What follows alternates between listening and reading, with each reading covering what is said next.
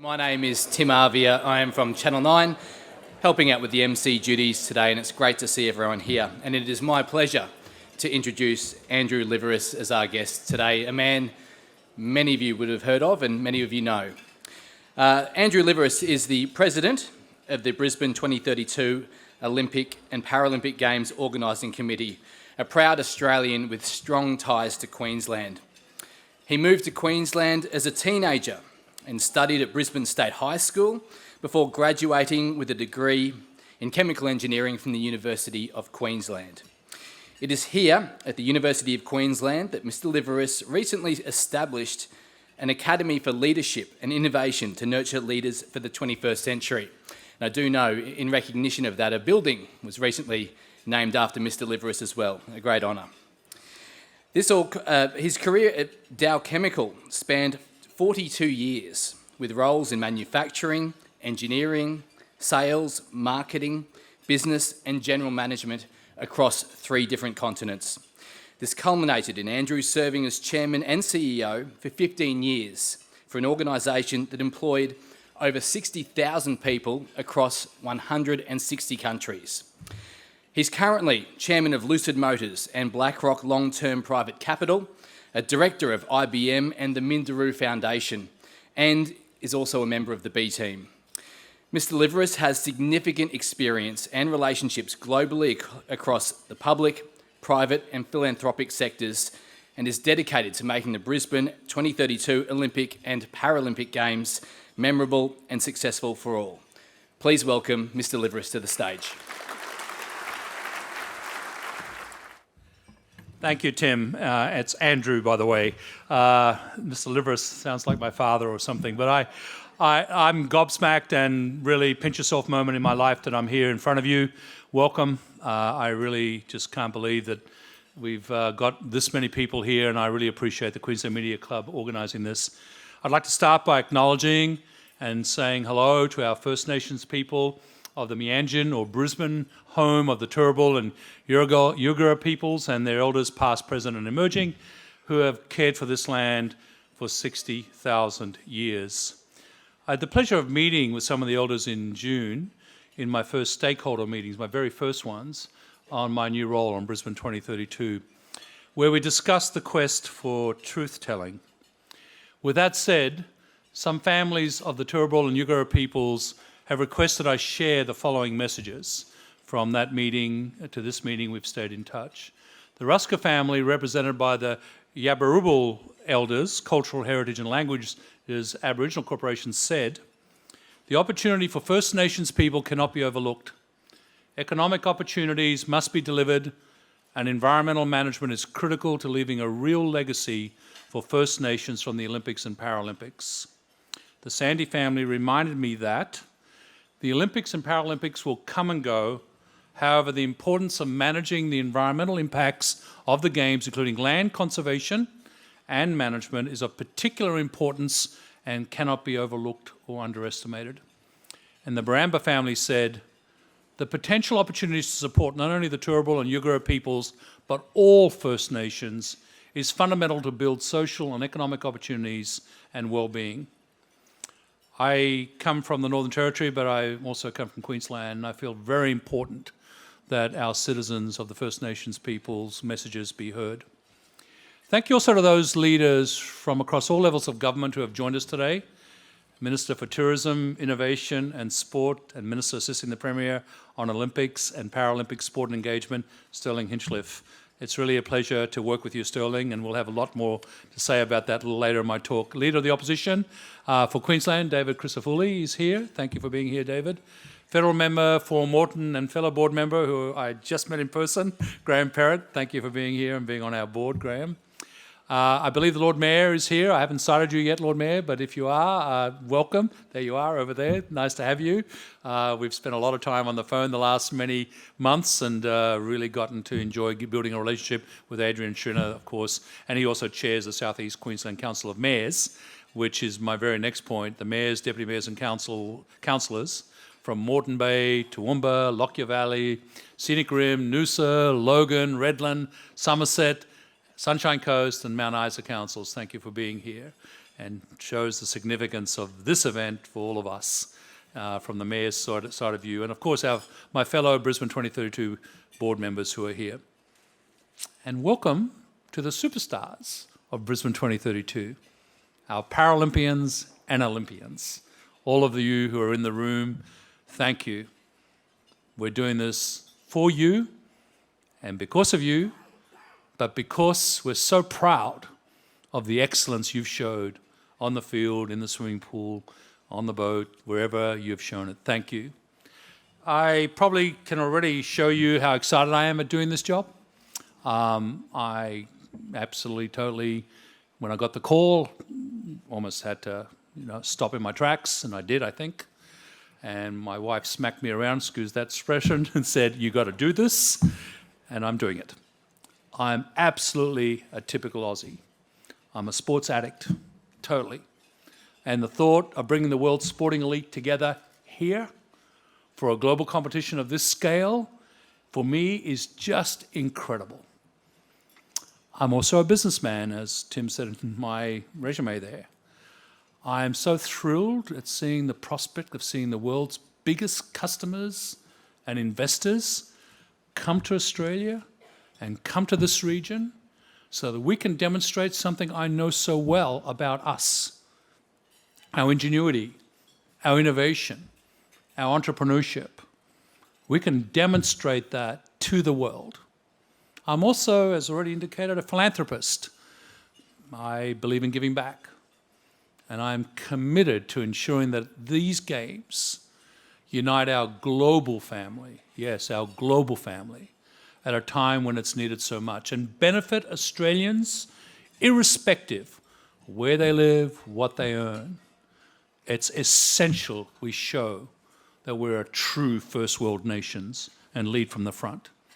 It's an obvious point, and a critical one, that when you're planning something like this, a new Olympic and Paralympic Games, you do get the opportunity, that calling card, to meet with the International Olympic and Paralympic Committees and other OCOGs from around the world as they do what they've done, do what they're doing to shape the future of the global sporting events industry. It's primarily an avenue to recognise, of course, as I've already indicated, excellence in sport, but it's also the event that brings humanity together. It is the event that does that. And with it comes the opportunity to recognise those most important of human attributes of resilience, persistence, determination, humility, grit, and courage. The Games in Brisbane 2032 allow us to think about the impact we want to make to our society, to our economy, and to our planet. So what can these Games of the future really look like? And how do we shape the Games to celebrate our indeed local context? How do we, in fact, reflect the diverse, dynamic, modern, and increasingly digital society that we live in today that will sustain us in 2032 and beyond? How do we ensure that the Games are keeping up with society as we know it today, from the digital native that is in their teens to the baby boomers like me, who's experiencing a very connected retirement? How can we raise the bar, lead the way, and inspire people around the world to embrace a new way of living, working, and playing through the paradigm of sport? Well, I've met with my International Olympic and Paralympic Committee executive colleagues earlier this month to discuss the future of the Olympic and Paralympic Games, including how we optimize and innovate across Games delivery, Games experience, sustainability, impact, and legacy. And we agreed that, firstly, sport must remain at the core of Games delivery. Secondly, the Games should always reflect current societal standards, leading to a state of constant evolution. And critically, the choices we make on Games delivery should adapt and reflect the local surroundings of any Games, drawing on the strength of the region. Very important outcomes from the first get-together of the Olympic family in this new norms. And the question I have for you today is a critical one. How will Brisbane 2032 shape the Games of the future? And to answer this important question, it is useful for us to explore the past and understand our present, and then decide together to imagine this future. When I first took on this role as President of Brisbane 2032, I talked about the importance of listening and learning from all of society and its constituent parts about what makes a great Olympics and Paralympic Games, so we can apply what we learn to Brisbane 2032. I have spent the last few recent months meeting with the Games leaders of the world. I've met with the leaders of London 2012, Paris 2024, Milano Cortina 2026, LA 2028, and of course the International Olympic and Paralympic Committees. These leaders have generously shared their ideas, insights and experiences, giving us the advantage of their hindsight in some cases and their foresight in others. The advice I have received relates to the importance of keeping sport at the centre of our planning and building everything out around it, which is also a key theme for all of them. And then, of course, to the foundational planning, workforce design, business planning, and how to create a high-performance workforce. It also relates to having operational plans to ensure we meet our sustainability targets and deliver a climate-positive Games. And the commercial elements of the Games. All of that makes sense, but how now do we lift the bar? How do we create pathways for our athletes after their sporting career? How do we weave into the fabric of these Games opportunities to celebrate, recognise and benefit our First Nations people and people of diverse backgrounds? How do we attract the world to Australia in 2032? To Brisbane and this region, and use the event to lift our country's brand, our state brand, and our regional brand higher on the world stage? And how do we serve the environment to encourage visitors to come for the sport, stay for the business, and make the investment, and remember the experience fondly? I took great inspiration from the experience of the cities that recently hosted the Games. I didn't mention them in my opening, but I listened very carefully to what Tokyo 2020 experienced. As you know, a game under tremendous adversity. This was a Games that by necessity had to be agile, to optimize, and be ready to change tack due to the pandemic. It was significantly innovative as a result in Games delivery. For example, 81% of their competition venues used temporary or existing infrastructure. The Olympic Village became Japan's first hydrogen-powered town. 5,000 medals were created using 100% recycled materials, including 6.2 million mobile phones and 79,000 tons of donated electronics. Beijing, for the first time in their history, in the history of the Games, all venues were powered by renewable energy. And income from ice and snow tourism exceeded $390 billion in the 2020-2021 snow season that followed. These are remarkable results. And it came down to three important factors. The first, planning. The second, teamwork. And the third, collaboration. They used the deep knowledge and experience available to them. They worked out how to optimize their local industry and the strengths of their particular communities and their economies, and they innovated. So during these conversations, I also took the opportunity to learn about their various business and funding models of their Olympics and Paralympic Games. Wind your mind back to 2012 in London. Usain Bolt triumphed yet again. The legacy of Elephant Park was delivered, and James Bond escorted Her Majesty, our dearly departed Queen, into the opening ceremony by parachute. But the Games business model was run by an organising committee and an Olympic development authority. that was governed by the federal and local governments, largely using public funds. Now, transport yourself to the future in LA 2028. Swimming pools, movie stars, but an entirely privately funded business model, but overseen by a joint organising committee and Olympic Paralympic Committee entity in partnership with the City of Los Angeles. This is the same business model that was implemented for their 84 games and works very efficiently in their huge domestic market. So Brisbane 2032, in my mindset, listening very carefully, is LA 2028 and London 2012 combined.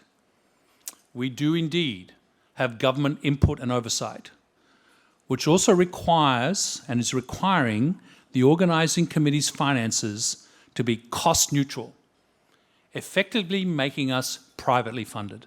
You can't get there without the private funding model. That's why we're the hybrid. Does it sound complex? You bet. But I'm built for complex.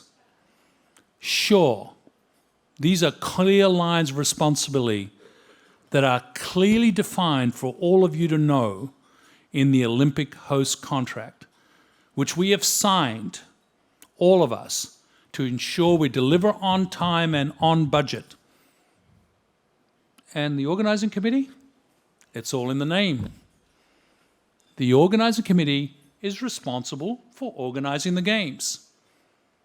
As the owners of the Brisbane 2032 brand, we will coordinate and track the progress of all of our games delivery partners, most of whom are on the board, and contributors to ensure that we continue together to deliver one of the most important events in the history of Queensland and Australia. We are the custodian, as the organising committee, of the Olympic host contract and the IOC and IPC's mandate to Brisbane 2032.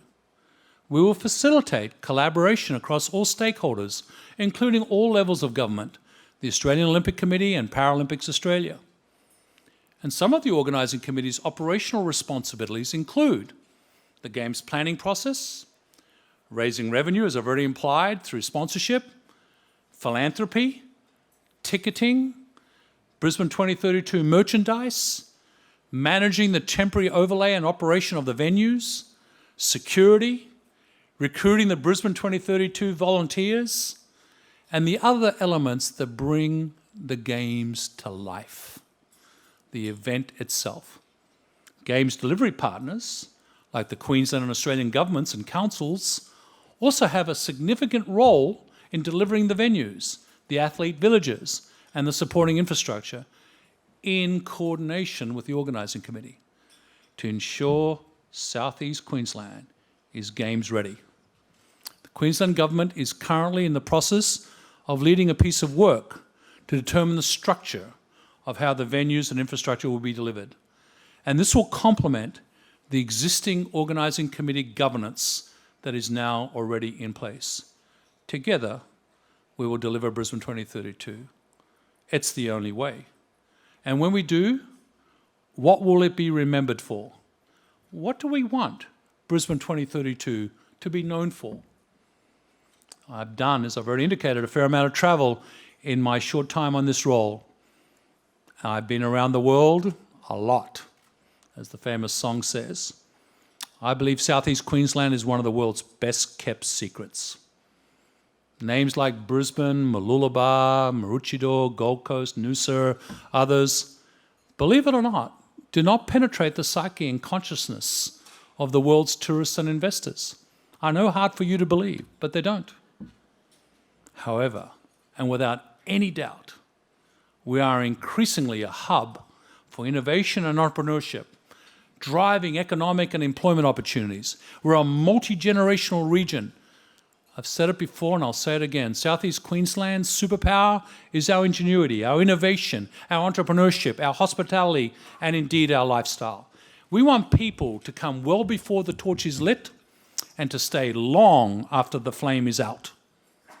And to help us communicate that and our unique blend to the world in an increasingly noisy and crowded market, We need to deliver the Brisbane 2032 brand.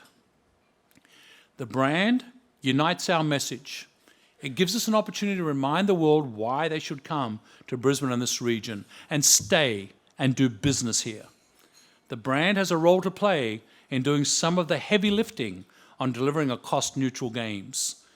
We want to build a compelling brand that will attract a premium for merchandising and broadcasting, sponsorship, and drive ticket sales. We want to create a clearly defined brand that articulates our unique selling point as a games and as a region. It will be critical to separate ourselves from other mega sporting events in the market. And I want to be very clear here. The work we're doing on the brand is not just for Brisbane 2032. That would be limiting Queensland's potential. And why would we do that? The work we do on the brand will shape our ambitions for the impact and legacy the Games leave Queensland for the many coming decades, for our youth and our next generation of athletes, and for our citizens. And what might that legacy look like? The Queensland Government, with the support of Minister Hinchcliffe right there, has been leading the development of the legacy planning process and coordinating the Games delivery partners across each level of government with their participation. Our organising committee is pleased to be involved in this process and will continue to be an eager collaborator, ensuring we play our role in delivering the elements of the legacy plan that we are responsible for in line with our obligations under the Olympic host contract. Some of these areas include Games delivery, commercial partnerships and economic growth, sustainability, youth and sport engagement, inclusivity, diversity, and beyond. This is critical in these early years to define not only the legacy that we want to leave behind, but the pre-Games legacy, the impact that we want the Games to have starting now. I am confident our colleagues in the state and federal governments who are responsible for venues and infrastructure delivery will ensure every dollar spent in this space will be done so with legacy in mind. And of course, the physical landscape will evolve as venues and transport are upgraded and other changes are made. But the big difference with these Games is they need to fit the city. We do not want to rebuild the city to fit the Games. This is the new norm for the International Olympic Committee that has been set for us. This is what we've signed up to do. We are unique in being the first Games to be given that charter. Even LA doesn't have it. On a smaller scale, the Gold Coast 2018 Commonwealth Games is a fantastic example in our own backyard of how to deliver a mega sporting event on a global stage and then have a legacy of venues and infrastructure that fits the ongoing needs of that community, with the Gold Coast venues now in use in almost every day of the year. And beyond the hard infrastructure, also the soft and social infrastructure is what I want to focus on for a moment. Brisbane 2032 will encourage any member of our community to get involved in sport. Whatever the level, whatever the intensity or the duration, our ambition is to get Australians moving. Brisbane 2032 gives us a chance to introduce a wider audience to our world-class arts and cultural communities.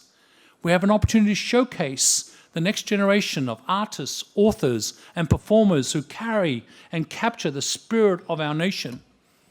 The Games also gives us a vital opportunity to bring people together and demonstrate the benefits of living in a successful, multicultural community, one that is truly committed to diversity, to belonging, and to inclusion.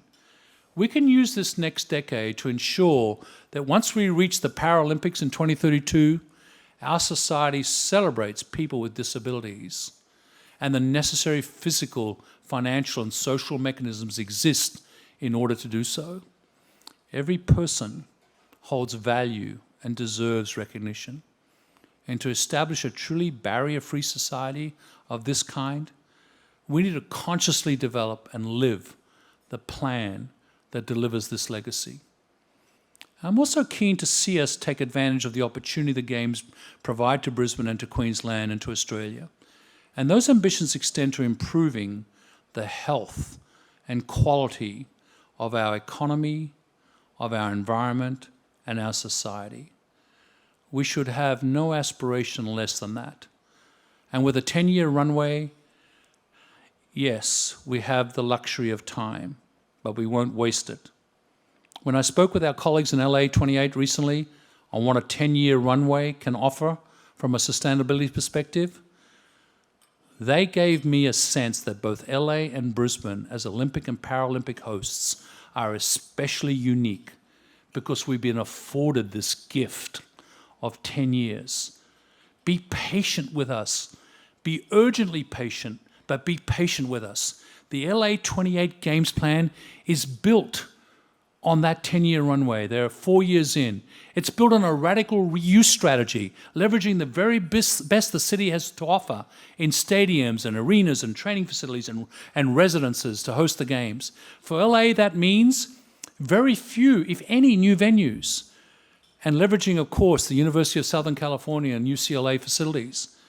And like LA 28, we will follow a 3 + 3 + 3 + 1 year planning model that adds up to 10, in case you're wondering. Our first 3 years are very focused on the 3 E's: engagement, education, establishment. In this phase, we will be listening and learning from others, educating our games delivering partners and people across the nation on how our games gets delivered, and establishing the organising committee so that it's well structured and ready to do the heavy lifting. This is a time to build momentum. It's a time to be light on cost and heavy on alignment, communication, coordination, and foundation building. It'll also be the time to develop new funding and revenue models, working closely with the Australian Olympic Committee and Paralympics Australia. This will set us up for success in the next 3 years stage of operational planning, where we will lock in the details of delivery. And this is, of course, the beginning of execution and games delivery, where LA is right now. The final 3 years is what we call the games readiness stage, where we shift to detailed execution plans and implement them, where we will source our volunteers, we will develop and implement all the logistics, we will have our sustainability and digital plans locked and loaded, we will sell tickets, we will be in heavy dialogue with all of our sports federations on delivery of the athletes and into the villages, we will have finalised all security arrangements, and on and on and on. And before you know it, it'll be 2032. And the Olympics and Paralympic Games will be upon us in our final year, Games time. Ensuring we have a sustainability model that oversees the entirety of the organising committee's operations will be critical to minimising the negative environmental and urban impact historically associated with Games operations. Beyond minimising impact, with the huge advancements in technology innovations, these Games can go even further. They can be a model, an exemplar for government, for business, for sports and events industry, and for civil society. When I was leader at Dow, we became a top sponsor of the International Olympic Committee in 2010, and we were the sustainability partner that created the first Green Olympics and Paralympics in London in 2012. We delivered initiatives that minimised the impact of the Games on their environment. We introduced recycling technologies for building materials and water management, as well as designing and implementing carbon emission and climate change strategies. That was 10 years ago. The World Business Council for Sustainable Development estimated that this is a $4.5 trillion commercial prospect. In 2032, we can do way more. It's up for us to imagine this future and to want and to achieve to it. Now, you know, by reputation, by background, I'm very passionate about value-add manufacturing. Wow, imagine if we took this opportunity over the next 10 years to create world-leading technology and shorten the supply chains while building sovereign capability. I mean, the Queensland government's recent announcement on their $60 billion investment into renewable energy is one strong step in that direction, calling on industry to help manufacture components locally. Australia can indeed deliver on the vision of Advanced Manufacturing Centre of Excellence and do it in this region. And we can demonstrate by supplying the Games with those products and services that are made in Australia. It's within our remit. It's not beyond us. It's doable. Our water can be recycled. Drones can transport and deliver lightweight topics and subjects, even people. Nanomaterials and metamaterials can transform manufacturing of all the facilities. And of course, volunteer uniforms and clothing can be recycled into desks and recycled into products to be used. Our transport infrastructure can be free and include autonomous buses. The future is ours to shape. These are not dreams. These are possible realities. And let's look at one sector for just a moment. The sports tech industry. Fast emerging, a critical space, influencing how athletes train and compete, how fans engage, including virtual reality, and how they consume content, as well as how venues are developed. The Australian Sports Technology Network released their Sports Innovation Report in July this year, which demonstrated there's been exponential sports tech growth worldwide. The global sports tech industry is estimated to be worth now $17.9 billion, and it is expected to grow by 17.5% per annum to US $40 billion by 2026. How can we make it clear to the world that what we make here should be made here, and what could we make here? Well, brings me back to the Brisbane 2032 brand. We need to really build the brand to attract. It gives me great pleasure to announce today that we're releasing the Organising Committee's first major package of work for Brisbane 2032 into the market, the delivery of the Brisbane 2032 brand. An invitation to offer goes live today via the Queensland Government's Q-Tenders website. I invite all businesses to bring your best ideas and your boldest bids. And when you do, make sure you're Brisbane 2032 ready. Take the time to read the Brisbane 2032 Olympic host contract, the bid documents, and the International Olympic Committee new norms expectations, which are all publicly available. Learn about the commitments we've made and think about how you can contribute. Show us your sustainability and ESG credentials. Tell us if you have supply chain transparency, whether you undertake proactive engagement with our First Nations people, and what your workforce, local employment, and diversity profiles look like. Tell us what percentage of people with disabilities you've employed in your business. These are all questions we're asking in this process. And our future procurement processes over the coming years will mimic that and reflect it. I encourage everyone to do your planning homework and be ready to put your best foot forward. We expect no less. This is the Olympic Games of 2032 we're talking about.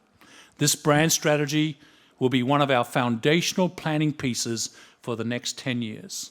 Future procurement packages from the Queensland Organising Committee will support this planning work, including knowledge, finance, people management systems, data capture systems, and technology.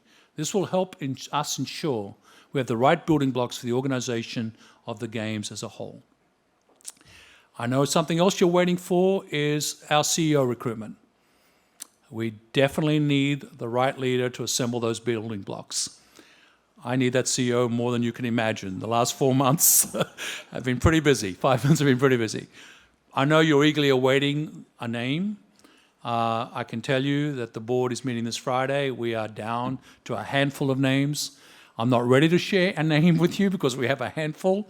The global search has been extensive. The quality of candidates unbelievable. And I will tell you, once the shortlisting is done and when the interview process is done, then within a very short period of time after the shortlist is looked at, we will interview and then hopefully complete it by November. Can't come fast enough. No doubt the fervour of the rumour mill will continue. However, I won't be saying any more to respect the candidates and maintain, of course, their privacy. And we really look forward to celebrating this appointment with you all and other appointments in the coming months. In the meantime, please, I encourage everyone, please stay focused on the big picture, the global picture. Elevate, lift your heads, look up. Brisbane 2032 is such an enormous opportunity for businesses across Australia to showcase their products and services to a global audience. As a good friend once said to me, our job is to plan the work and to work the plan. My team is energized by the enthusiasm for Brisbane 2032, locally and globally. The mere size of this room is an indicator. What excites me more than anything else at these games are the ultimate collaboration in the national interest, in Australia's interests. We're coming together first and foremost to celebrate sporting excellence and to provide an unforgettable sporting experience for our athletes and for all athletes and their supporters. We're also coming together as exceptional international hosts, generous with our time and our talent, to give those who join us as guests, who work alongside us as volunteers, and who watch us from the audience a welcome the likes of which they've never experienced. Maybe in Sydney, but we'll up that. We're coming together to transform our businesses so they remain competitive, to remove the friction for our customers and visitors, and to ensure that our organisations remain in the service of our users, our environment, our customers, our stakeholders, our shareholders, and our diverse communities. We're coming together as innovators to research and deliver better solutions to the problems we face and opportunities we can uncover to commercialise these ideas, to welcome customers and investors from around the world to scale our businesses globally. We're in a privileged position in that we are a target with our schedule and are about 4 years ahead in comparison to other games. Most games in our delivery position are 6 years out, not 10. I welcome each and every person here to join us in making that most of this tremendous opportunity we have together. As the industry leaders of our state, I look forward to you to help us manage and harness the strength of our communities so that we're all taking the time to learn, plan, research, and implement before we run into full speed in delivery mode. So here we are at the start of an incredible journey towards Brisbane 2032, a journey for the sports addicts, for the business people, for philanthropists like me, a journey for researchers, innovators, entrepreneurs, for investors, a journey for volunteers, workers, sponsors, for the hosts, a journey for the dreamers, designers, performers, for the storytellers, for our athletes and our para-athletes. A journey for all Australians together. Thank you.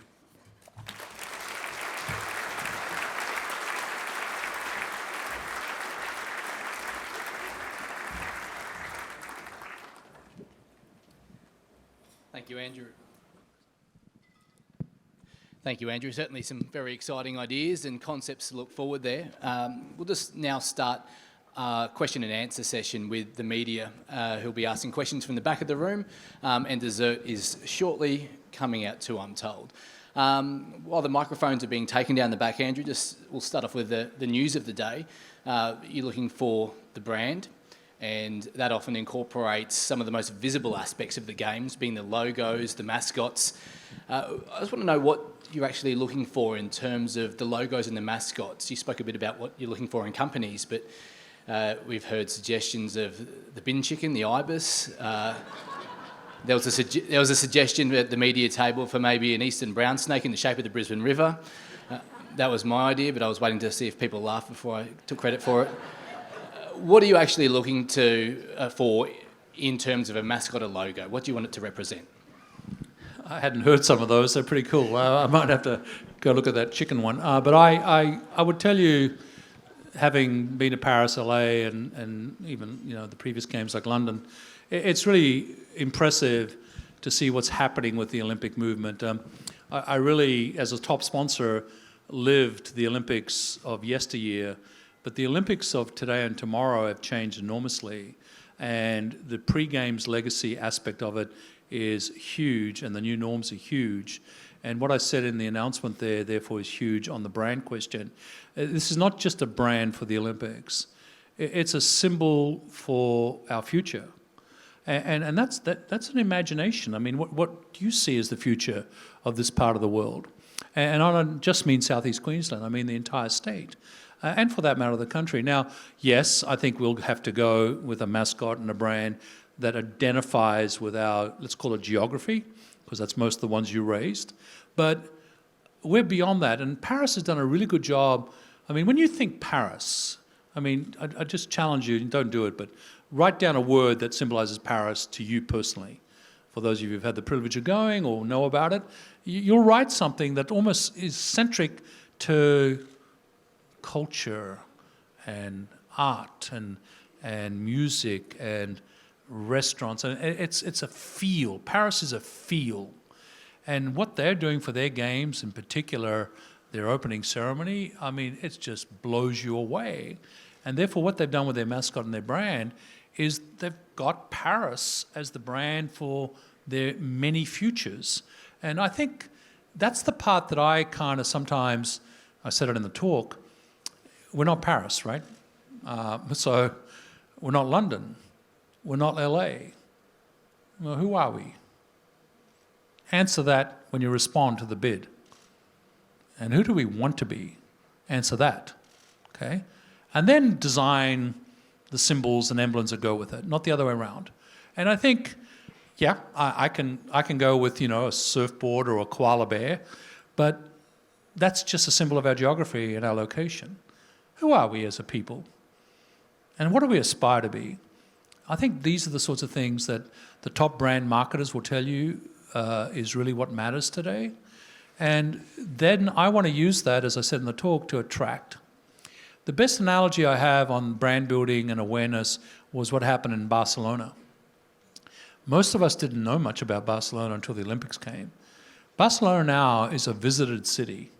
People go there for arts, for culture, for fun, for restaurants. It's as visited as Madrid. So don't we have kind of that as a part of the topic? People know Australia for Sydney and Melbourne, maybe. So how do we become the Barcelona of Australia, okay, with our symbols and our emblems? Okay. Secondly, this is a question that's hugely important for the Queensland public, because the public, in getting behind this Olympic bid, which offers so much opportunity, have been told it's going to be a cost-neutral Games, and you touched on that in your speech.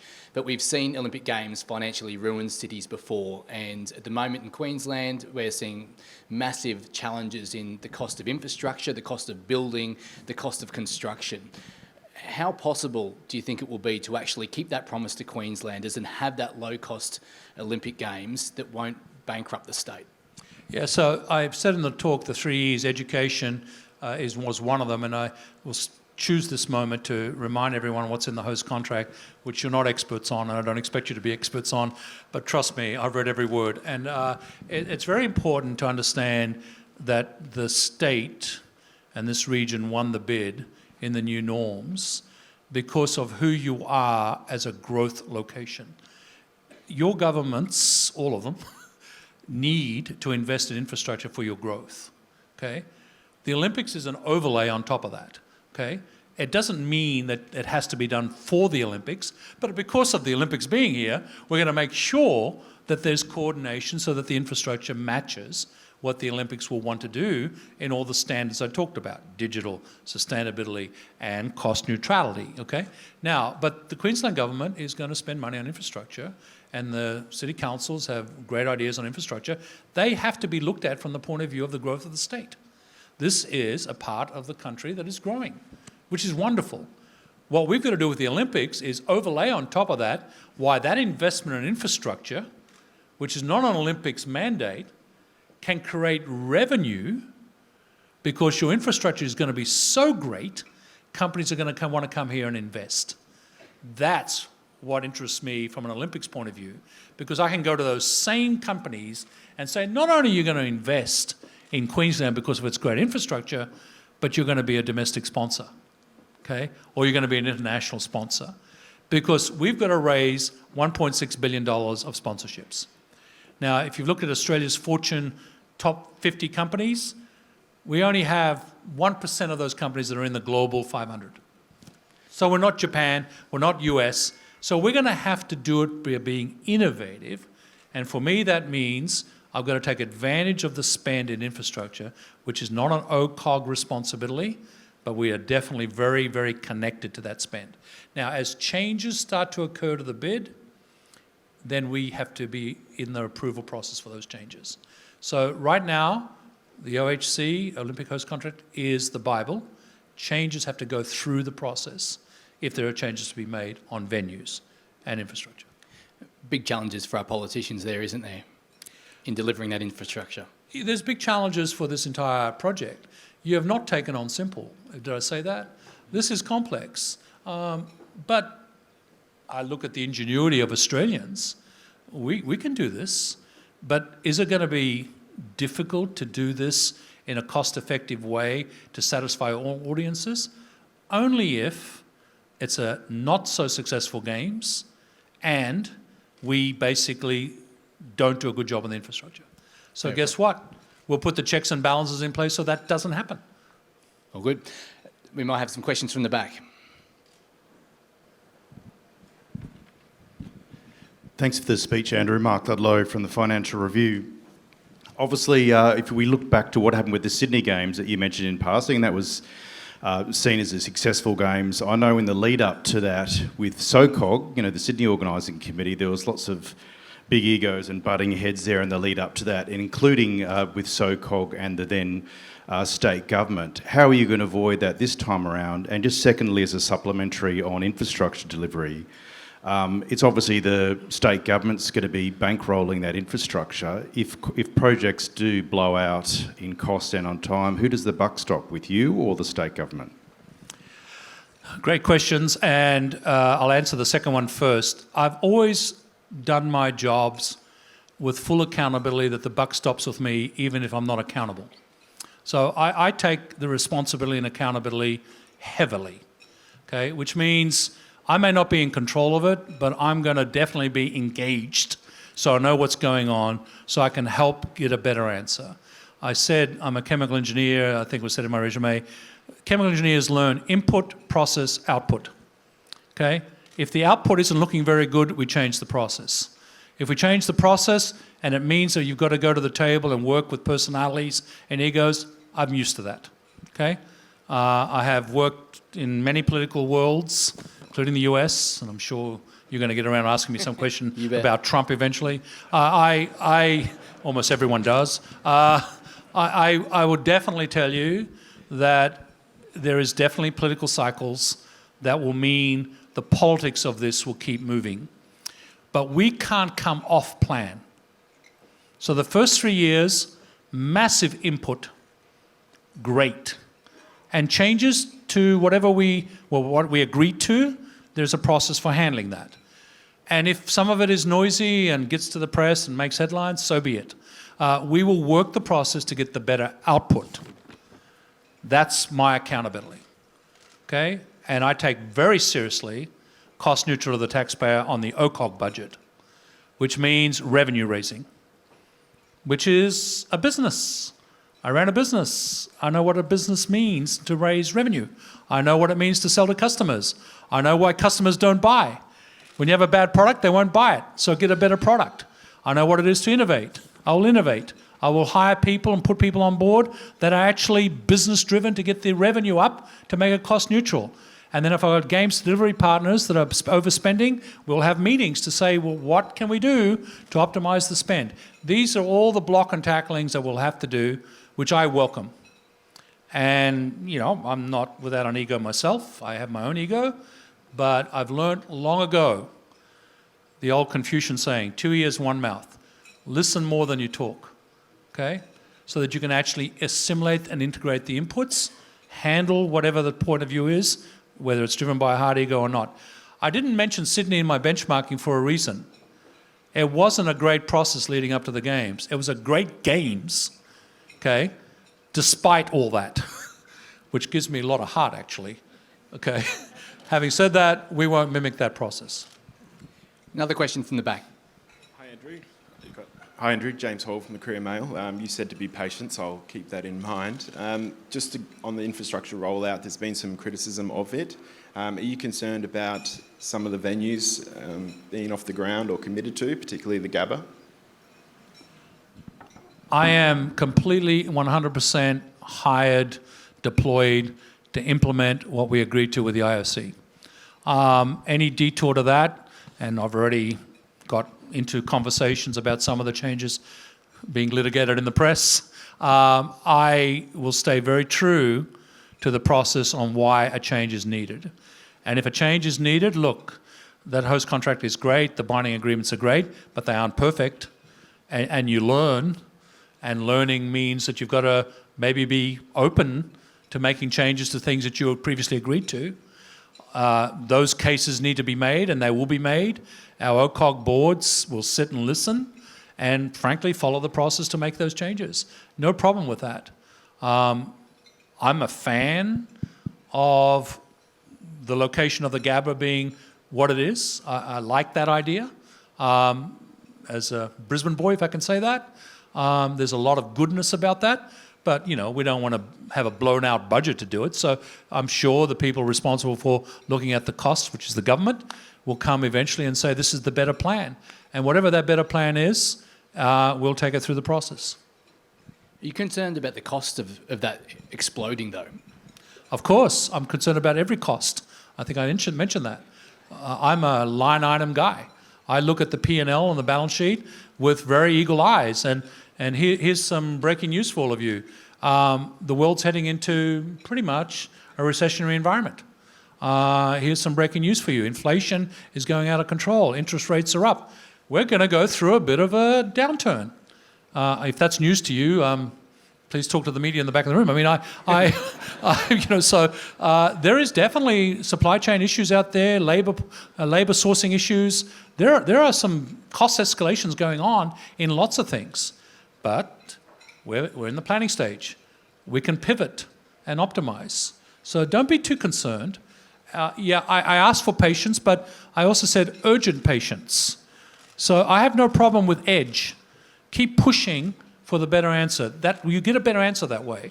But I'm not worried right now that all these escalations are going to be on our docket.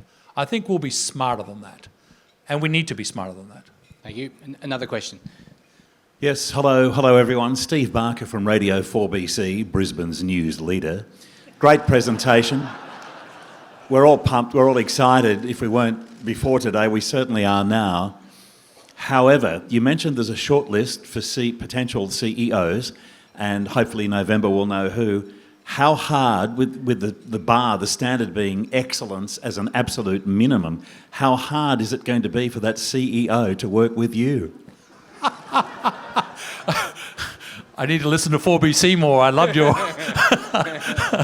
I take that, I think, as a compliment. I'm not sure, but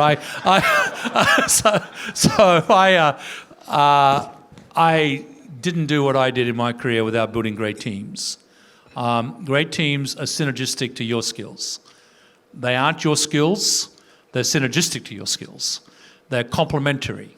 They make you better. They help you on your downsides. And they do things to different job descriptions. I did, in fact, benchmark all the president-CEO combinations out there, including Sydney, and really look closely at what were successful combinations. And as recent as my LA visit last week, it was a big topic of the conversation with the CEO and president there, and got them to talk frankly about the things that work well and things that don't work well in the twosome that they form as it relates to their job descriptions. I'm very confident that the shortlist we've developed will fit and actually make all of us better. We have gotten, I think I said it, an astonishing list of applicants, and really people who I think you will look at and say, good, that's the right answer. And, if I drive them nuts occasionally, that's fine. They can drive me nuts occasionally. I'm happy with that. But I'm very confident about that. A quick yes or no question before we move on to the next question. On that short list, are any of them in this room? I'm trying to look around. I have no idea. I have no idea. Okay, next question. Joe Hinchler from The Guardian. Hi, Andrew, and thanks for the talk. The Brisbane Games are being promoted internationally as a climate-positive games.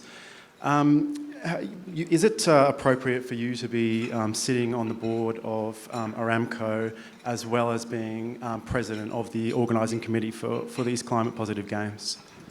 Yeah, great question. So if you go do some work on what Aramco is doing, and frankly, some of the work that's being done in the Middle East, you'll see they're designing a circular economy. So climate positive is no good if you don't have the technologies or the pricing structures to close the loop on carbon, because the taxpayer will pay. You will all pay okay, for subsidising technologies that are not affordable today, which is fine, that's one model. But I'd rather you didn't pay. I'd rather the market paid. And what's the market? Aramco and other companies like Aramco. So all the companies that are emitting should pay. And what's the best way of doing that? Creating a circular economy. So I'm helping design a circular economy for the Middle East. I'd love to do that for Australia. It is the right answer. Put a price on carbon, suddenly it goes away from a subsidy to an incentive. Who wouldn't invest in incentives? Okay? So you'll make all this a reality. Hydrogen, batteries, solar. You won't have to subsidise it from your tax base. You'll let the market pay for it. Now, I don't think I'm at that forum that actually sells this concept to anyone, but you asked the question. So that's what I do. I sit at tables where I learn what the better answer is, even if it's from a table like my previous life that emits. Because if you emit, you actually know the solution. And frankly, you've got to put technology and engineers to play, but you need business and finance people to agree. I'd love Australia to set a price on carbon. That's the right answer, okay? And then the circular economy will come into play. And just a quick follow-up on that one. Yeah, thank you for addressing the question. And a quick follow-up on that one. Aramco is obviously predominantly owned by the Saudi state. Are you comfortable doing business with a regime synonymous with human rights abuses, including the butchering of journalists? Yeah, I mean, we're way off the Olympics, but look, I'm going to say, there's an expression I've learned over the years, not mine. If you're not at the table, you're on the menu. You've got to be at the table to help countries become better. And right now, the geopolitics of the Middle East, with the rapprochement between the Sunni states, led by Saudi, and Israel, has never been closer. I'd love to say I was part of the solution on helping the economic well-being of the region, not by being involved in the politics, which I'm not, but helping the economies get the win-win. And frankly, being a global player, the one thing I'd love for Australia to do is be a leader in helping countries work and get together with each other. And bringing it back to the Olympics, these are not just regional Queensland Games, they're regional Oceania Games. We should help the Pacific Islands be part of this. We should help our northern neighbours like Papua New Guinea and others be part of this. We should actually use the Olympics for geopolitical solutions. And I've learnt that my entire career. And sometimes it makes people uncomfortable that I've done that. But frankly, if I had a career making people comfortable, I wouldn't be sitting here. You've got to learn how to do the hard stuff, even though it has some downside risks. That's how you solve complexity. Another question. Hi, Andrew. Sorry, Georgie Chumley here from 7 News. You've said that you want the brand for the 2032 Olympics to inspire generations in our region for decades to come. But why will submissions close in such a short time, in only 2 weeks? On the brand? Yes. Because we think we have terrific vendor possibilities who can give us answers in a short period of time. If we don't get what we like, we'll extend it. Don't worry. Don't worry about that. We think that there's some I got to tell you, I have been amazed, because you'd imagine my phone's been ringing off the hook on all sorts of ideas about what to do with the games, but the people who do events in Australia and do events marketing, we have some of the best in the world. I have no doubt we're going to get great bids, but if we don't, we'll open them up.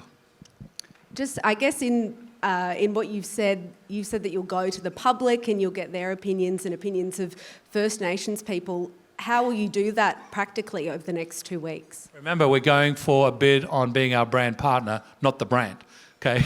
Once we get the brand partner, that brand partner will help us do all of that. So they don't need to send you the logo first? They have to tell us their best process for getting the best answer to the question I posed, okay? No, any more questions? Yes. Sally Eels from the ABC. Just further on the brand issue, I know you've got 2 weeks to have the bid in. How long do you think, because this brand is going to be such a pivotal part to sell us to the world, will it be before we see it? Because presumably it will be a pivotal part for the next 10 years. Yeah, I'm hopeful within the first 6 months of next year, thereabouts. Patience, but yeah, I'm urgently patient on that one too. I think, because I want to go talk to revenue possibilities. and sponsors sooner rather than later. AOC controls that till 2027, in case you haven't read the binding agreements. So I can't get revenue, okay, until I have something to sell. So I'm as equally urgent, and Rebecca Maskey over there is nodding her head, but let's call it middle of next year. Okay, just one other thing as well. You were saying that we really want to have some, our legacy. What will our legacy be down the track? And it seems like you've already listed a few things off, though. Climate positive, geopolitical solutions. You've got a whole bag of them. Anything in particular that you really want us to be known for? My great observation about our wonderful country after being absent 35 years, coming back on holidays, mostly to the Gold Coast for full disclosure. I always came back and always stayed attached. The university will tell you that. But coming back and living here, a very powerful positive that's occurred in the country is our multiculturalism. Now, I will be the first to tell you that we've got a ways to go on First Nations. But in terms of all the ethnicities that constitute the nation, okay, we've overcome some pretty big obstacles and have created a multicultural society. I was on the radio earlier today, and they asked me about my Darwin background, and I said I grew up in a Greek family, and I'd go to school and I'd get, punched up for having different things in my lunchbox, like dormothers and gift tethers, and and that was 60s, 70s Australia. We've come so far as an advanced society. So I gave you the positive. Now let me give you the area to improve. We have, I won't say abdicated, but we've underplayed our incredible advancement in civil society that needs to occur, and we're talking about it at our table, to bring politics, policy, and society together again. Democracies around the world are struggling, and we see it everywhere. And who is in office, what the policy framework looks like in 3-year election cycles. And I don't just look to the politicians, business people. Business people march, if they're public companies, to 90-day financial events.